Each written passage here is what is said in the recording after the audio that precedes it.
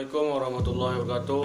Kami dari kelompok 1 akan menjelaskan materi tentang pasar modal dan pasar modal Indonesia.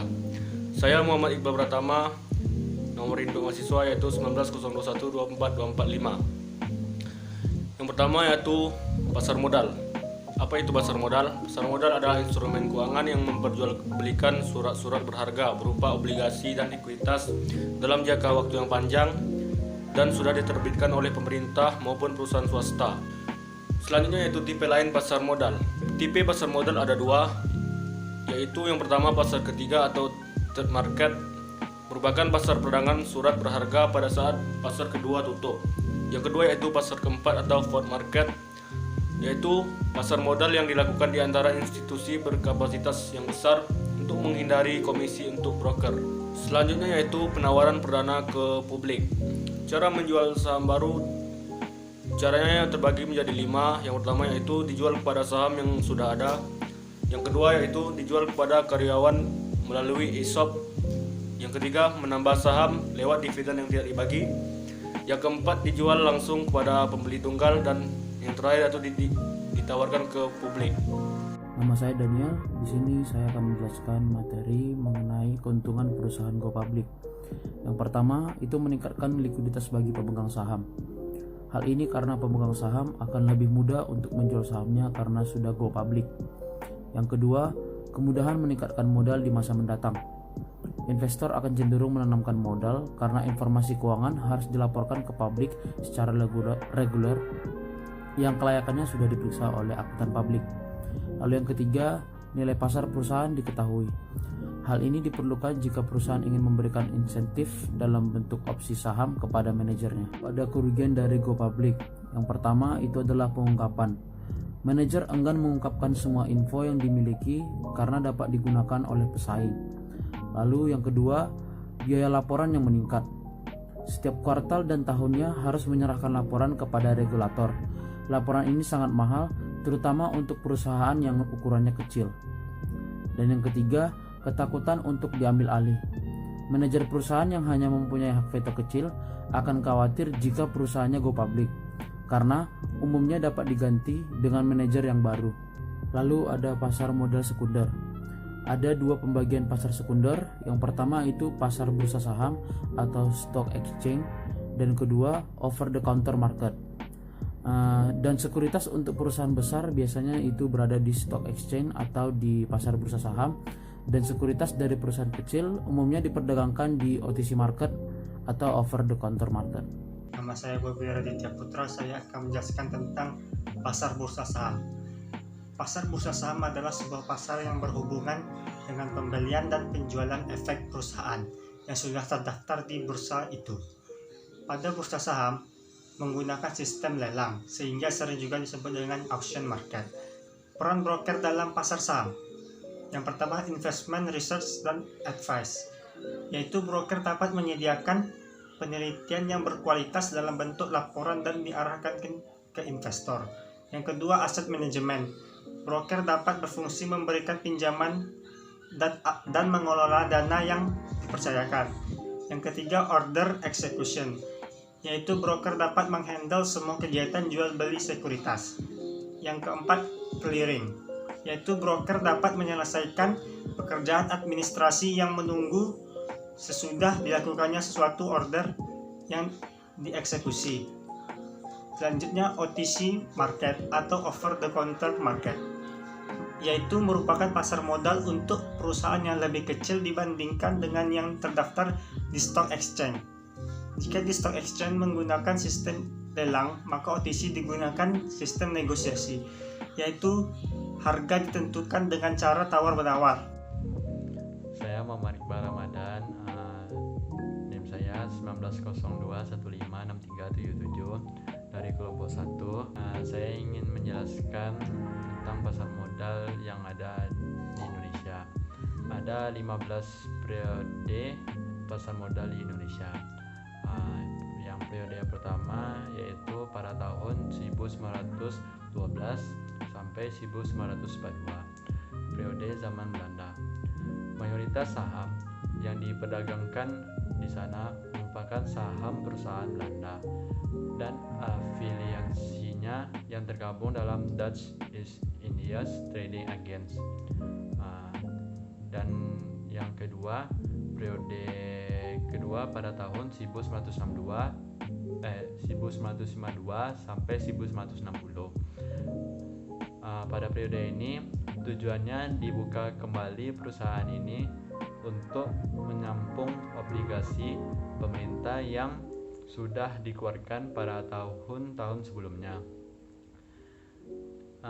dan bertujuan mencegah saham perusahaan Belanda lari ke luar negeri. Terus yang periode ketiga pada tahun 1977 sampai 1988, yaitu periode Orde Baru. Periode ini juga disebut dengan periode tidur yang panjang karena sampai tahun 1988 hanya sedikit sekali perusahaan yang tercatat di BEJ. Terus yang keempat, periode keempat pada tahun 1989 sampai bulan Mei 1965, periode bangun dari tidur yang panjang. Terjadi peningkatan pasar modal pada tahun 1991. Peningkatan ini disebabkan karena permintaan investor asing, faktor 88 dan perubahan generasi. Periode kelima pada bulan Mei 1995, yaitu periode otomatisasi. Semua kegiatan transaksi telah terhubung ke jaring komputer yang digunakan oleh broker. Periode ke-6 dari mulai Agustus 1977 sampai dengan September 1998. Krisis moneter melanda negara Asia. Tidak banyak perusahaan yang melakukan IPO pada periode krisis ini. Yang ke-7 mulai pada bulan Juli 2000 tanpa warkat. Perdagangan dengan warkat sudah dianggap tidak efisien lagi. Secara administratif, penerbitan warkat juga akan menghambat proses penyelesaian transaksi. Terus periode yang ke-8 pada mulai Oktober 1998 sampai Desember 2002, yaitu periode penyembuhan. Pada periode ini sejumlah emiten baru mencatat sahamnya di Bursa Efek Jakarta. Periode penyembuhan ini ditandai dengan naik turunnya IHSG berkisar 400 poin sampai dengan 700 poin. Periode yang ke-9 pada bulan Januari 2003 sampai bulan 2008 Januari. Pada periode ini pasar modal Indonesia mengalami kondisi yang baik dan merupakan salah satu pasar modal yang paling berkembang di dunia. Pada periode yang ke-10 dimulai pada bulan Oktober 2007, yaitu Bursa Efek Indonesia. Setelah diadakan rapat umum pemegang saham luar biasa pada tanggal 30 Oktober 2007, BEJ dan BES bergabung jadi BEI. Pada periode ke-11 pada bulan akhir Januari 2008 sampai dengan Maret 2009, yaitu krisis global. Pada periode ini sejumlah emiten baru mencatatkan sahamnya ke BEI. Pada akhir bulan Januari 2008, pasar modal dikejutkan dengan pengungkapan kerugian Citibank sekitar 30% akibat dari kasus subprime mortgage di Amerika Serikat. Pada periode ke-12 pada bulan April 2009 sampai dengan Agustus 2011. Ini periode kejayaan. Selama masa kejayaan ini cukup banyak emiten melakukan penawaran perdana. Terus pada periode ke-13 pada bulan Agustus 2011 sampai dengan Juni 2012, periode stagnasi. Masih ada juga beberapa emiten melakukan penawaran perdana nilai IHSG berfluktuasi cenderung menurun. Fluktuasi ini berakhir tanggal 4 Juni 2012. Pada periode ke-14 bulan Juni 2012 sampai dengan Mei 2013 kembali berjaya. Setelah mengalami hampir setahun stagnasi, pasar modal Indonesia mulai kembali berjaya. Pada periode ini nilai indeks sudah mulai kembali menembus angka 4.000 pada Juni 2012. Nilai IHSG tertinggi pada bulan Mei 2013 sebesar 5.200,69. Pada periode ke-15 pada bulan Juni 2013 sampai Juni 2014, ketidakpastian tapering Amerika Serikat. Tapering adalah program pengurangan pembelian obligasi yang dilakukan oleh Bank Sentral. Pengurangan pembelian ini bertujuan untuk mengurangi jumlah uang yang beredar. Sebaliknya, program The Fed adalah membeli kembali obligasi pemerintah dan masyarakat. Hal itu menyebabkan jumlah uang yang beredar kembali bertambah. Nama saya Rifata Ismail, NIM saya 1902112492. Kali ini saya akan menjelaskan tentang Bapepam LK dan juga Otoritas Jasa Keuangan. Jadi Bapepam LK di sini itu dulunya memiliki peranan untuk melaksanakan jalannya kegiatan pasar modal dan juga meregulasinya. Namun karena dia memiliki dua hak tersebut, pada akhirnya itu menimbulkan suatu permasalahan. Oleh sebab itu pemerintah pada tahun 1990 mengubah Bapepam yang tadinya memiliki dua hak sekarang hanya memiliki satu hak, yaitu sebagai badan pengawas dan fungsinya hanya sebagai pembuat regulasi. Kemudian yang kedua adalah Otoritas Jasa Keuangan. Otoritas Jasa Keuangan adalah lembaga pengawas industri jasa keuangan yang melindungi kepentingan konsumen dan juga masyarakat dan mampu mewujudkan industri jasa keuangan menjadi pilar perekonomian nasional yang berdaya asing, global, serta dapat memajukan kesejahteraan umum. Nah, yang kalau tadi kan Bapepam LK itu dia memiliki fungsinya. Sekarang Otoritas Jasa Keuangan juga memiliki fungsinya, yaitu dia memiliki 4 fungsi. Fungsi OJK yang pertama adalah pengaturan atau regulation. Jadi OJK ini memiliki hak penuh atas pengaturan kegiatan jasa keuangan di sektor perbankan, pasar modal, perasuransian, dana pensiun, dan juga lembaga yang lainnya. Kemudian fungsi kedua yaitu pengawasan atau supervision. Jadi OJK ini bertanggung jawab agar seluruh kegiatan di dalam sektor jasa keuangan mampu terselenggara secara teratur, adil, transparan, dan juga akuntabel. Kemudian yang ketiga fungsinya itu adalah penyidikan investigation. Dan yang keempat adalah pemeriksaan atau inspection. Jadi fungsinya yang ketiga dan keempat ini itu berhubungan dengan yang fungsi kedua tadi, yaitu yang pengawasan. Kemudian saya akan menjelaskan tentang mekanisme pasar modal. Jadi intinya dari mempelajari materi kita kali ini adalah mengenai pasar modal, yaitu adalah kita harus memahami bagaimana mekanisme pasar modal tersebut. Mekanisme pasar modal itu adalah gimana sih caranya supaya perusahaan itu bisa go public gitu. Jadi perusahaan itu untuk masuk pasar modal dia harus go public alias terdaftar di bursa efek agar dapat menjual sahamnya kepada masyarakat. Nah, untuk melakukan hal tersebut dia harus melewati beberapa tahap, yaitu terdapat 4 tahap untuk go public. Jadi tahap yang pertama adalah tahap persiapan. Tahap persiapan sini dia harus menjamin emisi. Dia harus memiliki penjamin emisi atau underwriter-nya. Kemudian dia harus memiliki akuntan publik. Yang ketiga dia harus memiliki penilai. Yang keempat dia harus memiliki konsultasi hukum dan juga harus memiliki notaris. Karena jika suatu perusahaan itu kekurangan salah satu saja dari beberapa unsur ini, hal tersebut akan menghambatnya untuk go public. Nah, kemudian masuk ke tahap yang kedua, yaitu tahap pengajuan pernyataan pendaftaran. Di sini calon emiten itu mengajukan pendaftaran dilengkapi dengan dokumen pendukung kepada Bapepam. Kemudian tahap yang ketiga adalah tahap penawaran saham. Jadi saham tersebut itu disalurkan melalui emiten. Emiten itu alias orang yang punya saham itu. orang yang punya saham itu dia menyalurkannya pada masyarakat itu biasanya melalui agen-agen tertentu. Agen tersebut itu biasa kita sebut dengan namanya broker. Pekerjaannya adalah sebagai perantara antara pemilik saham dan juga pembeli saham. Jadi broker itu ibaratnya orang ketiganya untuk mudahnya berlangsung kegiatan transaksi tersebut.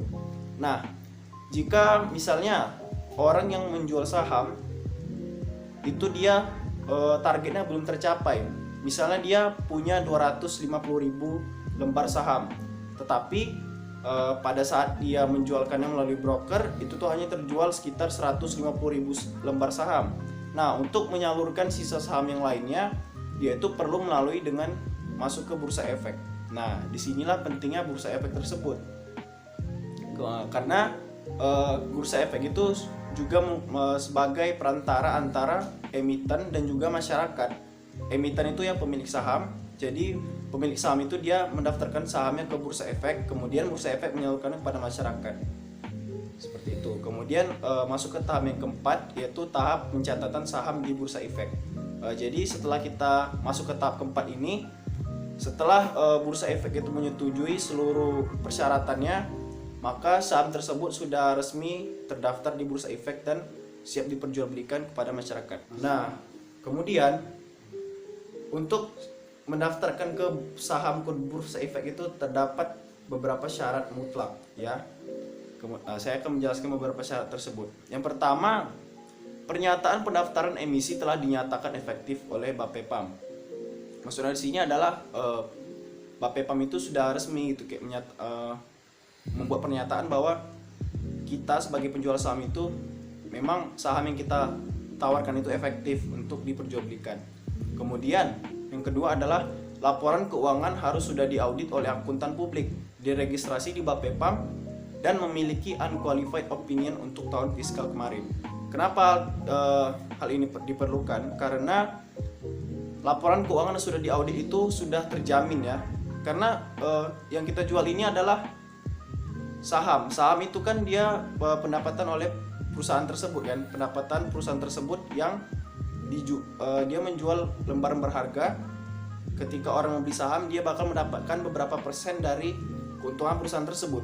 Jika laporan keuangannya belum diaudit oleh akuntan publik dan juga diregistrasi di Bapepam, maka keuntungan perusahaan tersebut yang ditawarkan kepada masyarakat itu masih dalam tanda tanya alias belum terpercaya. Oleh sebab itu diperlukannya laporan keuangan perusahaan yang ingin mendaftar ke GoPublic, dia harus sudah terjamin atau sudah diaudit oleh akuntan publik dan diregistrasi di Bapepam. Kemudian syarat lainnya adalah jumlah minimum adalah 1 juta lembar saham.